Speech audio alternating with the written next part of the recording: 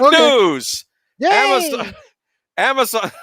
This conversation will be forgotten with the penalty of torture. Oh, okay. yeah. Not as good news as you think, but go ahead. Amazon buys MGM. Well, honestly, I'm going to say this. It's not great. I understand why Amazon is doing this, though. And no, I do too. What does MGM do? And don't say James Bond. Well, they no. MGM is a distributor, and that's the problem. A lot of the films that people associate with MGM, it's not like Amazon is getting access to those films or owning those films. MGM is just licensed to distribute those films. Yeah, it's not like Amazon now owns James Bond. They don't. And that's why this article's title is very misleading. No. Studio behind James Bond. Yeah, the studio behind James Bond. Well, okay. The studio behind James Bond, the distributor behind James Bond in North America was United Artists.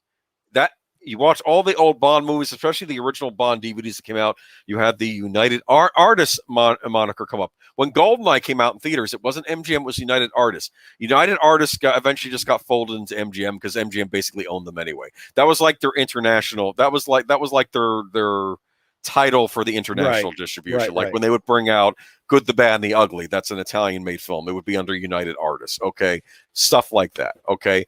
So then it became MGM just releasing the stuff.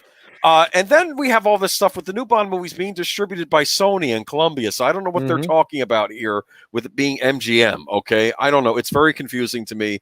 James Bond has a new home. Well, does he? Because they don't own James Bond. No, that not didn't at happen all. From this merger. This is the big company equivalent of clickbait.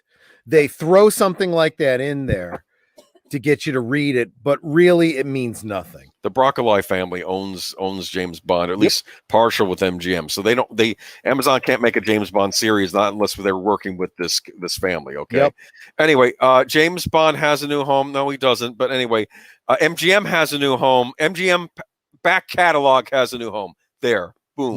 MGM, founded in 1924, complements Amazon Studios, which has primarily focused on producing TV programming. The company said Amazon will preserve MGM's heritage and catalog of films and provide customers the greater access to these existing works. The company's added. You know what? If you do that and you put up all the back catalog of MGM's films and treat them with respect, and also allow them to be purchased physically. Well, I don't really have a problem with you. Okay. But here's my question, Boomer. Not that I'm a big fan of Amazon for other reasons, but anyway. I don't necessarily know how much of that back catalog of MGM Amazon's going to have access to. They're not going to have access to, for example, like Wizard of Oz, right? Wizard of Oz is complicated because I see it being distributed by MGM and then suddenly Warner Brothers has it. Same went for Gone with the Wind. I thought Warner Brothers had it, then MGM put it out. None of this, the early days of DVD distribution made no sense.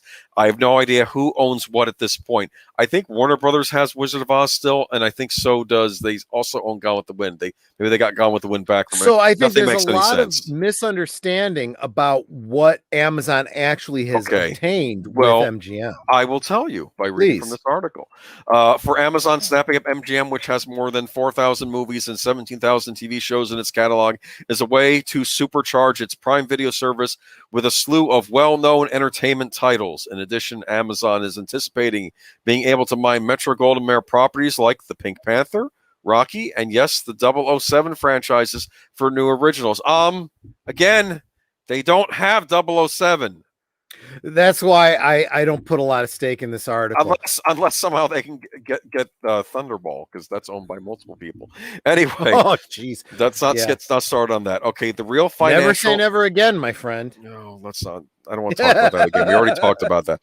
The real financial value behind this deal is the treasure trove of intellectual property in the deep catalog that we plan to reimagine or develop together with MGM's talented team. Mike Hopkins, Senior Vice President of Prime Video and Amazon Studios, said announcing the deal. It's very exciting and provides so many opportunities for high-quality storytelling. This, I have to admit, this is kind of making me disturbed. This is like they're harvesting, like it's some alien like harvesting humans like in War of the Worlds. That's what this is feeling like with movie IPs. Because why not just create new stuff? Real quick, I want to address Horizon Talker. He says Variety publishing an unreliable article. No. Keep in mind, okay, when you read Variety, you have to read between the lines on Variety. Variety is one of the trades. Okay? They're one of the big trades in Hollywood. There is incredible value in what they publish, but you can't take them at face value. You have to read between the lines on Variety.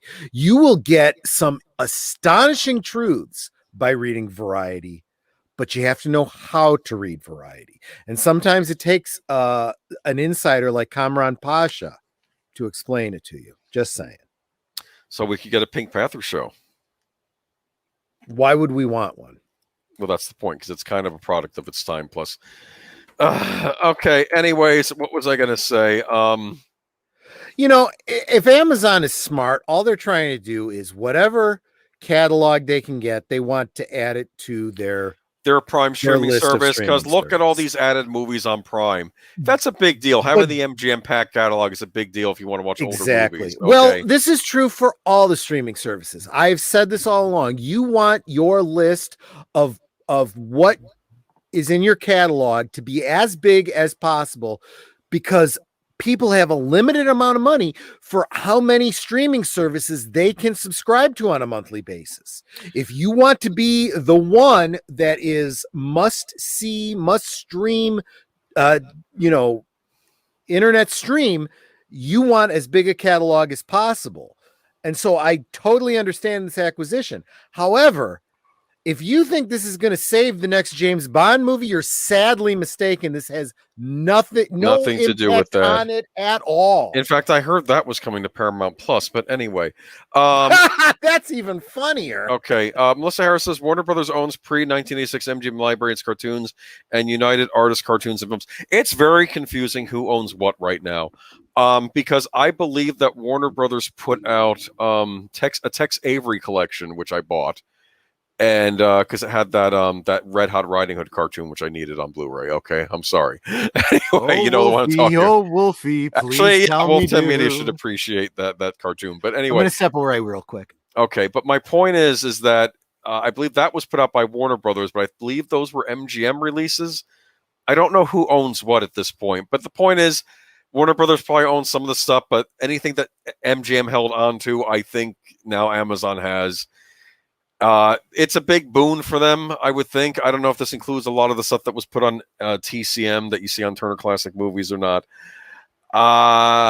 What kind of saddens me about this, though, I have to admit, one of the things I actually did like about Amazon streaming services is that you find a lot of these weird, obscure movies on there that if they had the more mainstream stuff on there, they might not even bother with. I mean, Amazon Prime Video is really the mom and pop video store of the 1980s, where you saw all these weird movies and all these weird covers, and you can find a lot of that weird stuff on Amazon Prime. Okay, like a lot of these wonderful Italian horror movies I like, they're on Amazon Prime. Okay, a lot of old school horror movies on Amazon Prime. They had Children Shouldn't Play with Dead Things is on there, if anyone's familiar with that movie. So, and I kind of am worried if they get a lot of the better stuff, like the Rocky movies and everything else, they may decide, well, we don't need the more obscure movies. And it's kind of a charming thing about Amazon. So I'd hate to see, that would kind of be a, I don't know, kind of a sad loss. Though we actually saw this phenomenon after the fall of Rome. Churches, certain kings, and select wealthy individuals grabbed a ton of the books and sat on them for a while, kept them from disappearing. Interesting. Okay. But also kept the general public from accessing them. It was a weird time in the world. I'm telling you. That's why Troy talks about owning physical media. I think I own too much physical media as it is. I always have to weed the collection once in a blue moon. But Warner Brothers used to own all of MGM. I can believe that. I know in the early days of DVD, it was almost like DVDs, dude. What she said, we have 1,000 DVDs. I may have more.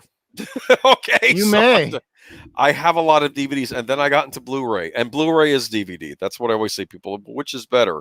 Just think of them as related, and you'll be fine. Okay, because you can play DVDs on a Blu-ray player, so you're good to go. If I can get my damn Blu-ray player to work, I'd be in like Flynn.